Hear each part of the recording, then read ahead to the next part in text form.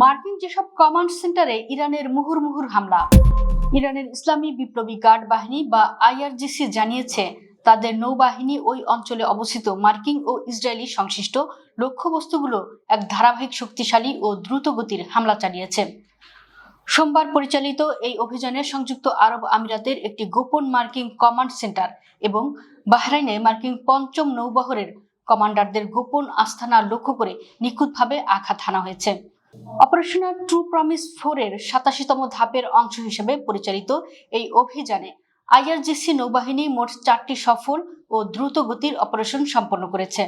মঙ্গলবার তেহরান ভিত্তিক সংবাদ মাধ্যম তাসনিম নিউজ এজেন্সি আইআরজিসির এক বিবৃতির বরাত দিয়ে এই চাঞ্চল্যকর তথ্য প্রকাশ করেছে।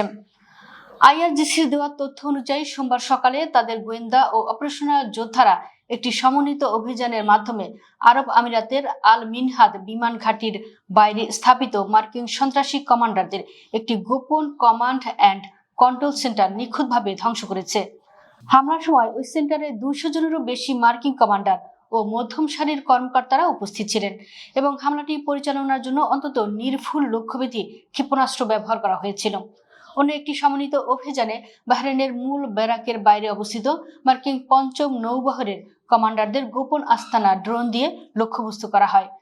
সেখানে কমান্ডারদের একটি বৈঠক চলাকালীন এই হামলা চালানো হয় এবং পরবর্তীতে ওই এলাকায় অ্যাম্বুলেন্সের ব্যাপক আনাগোনা লক্ষ্য করে ক্ষয়ক্ষতির মাত্রা আন্দাজ করা হয়েছে বলে আইআরজিসি দাবি করেছে। একই দিনে আইআরজিসি নৌবাহিনী একটি তৃতীয় দেশের পতাকাবাহী এবং ইসরায়েলের মালিকানাধীন এক্সপ্রেস রুম নামের একটি কন্টেইনার জাহাজে ক্ষেপণাস্ত্র হামলা চালিয়েছে।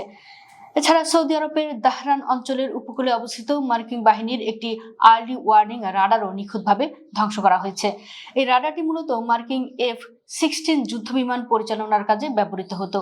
তথ্যের ভিত্তিতে অত্যন্ত দ্রুততার সঙ্গে এই অপারেশনগুলো পরিচালনা করা হয়েছে, যা ওই অঞ্চলে মার্কিন ও ইসরায়েলি সামরিক সক্ষমতাকে বড় ধরনের চ্যালেঞ্জের মুখে ফেলেছে। গত 28 ফেব্রুয়ারি ইরানের সর্বোচ্চ নেতা আয়াতুল্লাহ আলী খামেনি এবং বেশ কয়েকজন শীর্ষ সামরিক কমান্ডারকে হত্যার পর থেকেই যুক্তরাষ্ট্র ও ইসরায়েলি জোট ইরানের বিরুদ্ধে এক বিশাল সামরিক অভিযান শুরু করে। গত 1 মাস ধরে ইরানের বিভিন্ন সামরিক ও অসামরিক স্থাপনায় ব্যাপক বিমান হামলার জবাবে ইরানি সশস্ত্র বাহিনী মধ্যপ্রাচ্যের বিভিন্ন অঞ্চলে মার্কিন ও ইসরায়েলি অবস্থান লক্ষ্য করে এই পাল্টা হামলাগুলো চালিয়ে যাচ্ছে। তেহরান স্পষ্ট করে জানিয়েছে যে তাদের ভূখণ্ড চালানো প্রতিটি হামলার বদলা হিসেবে এ ধরনের প্রতিশোধমূলক অভিযান অব্যাহত থাকবে। বর্তমানে এই সংঘাতের ফলে মধ্যপ্রাচ্যের নিরাপত্তা পরিস্থিতি এক চরম উত্তেজনাকর পর্যায়ে পৌঁছেছে, যা বিশ্বজুড়ে উদ্বেগের সৃষ্টি করেছে।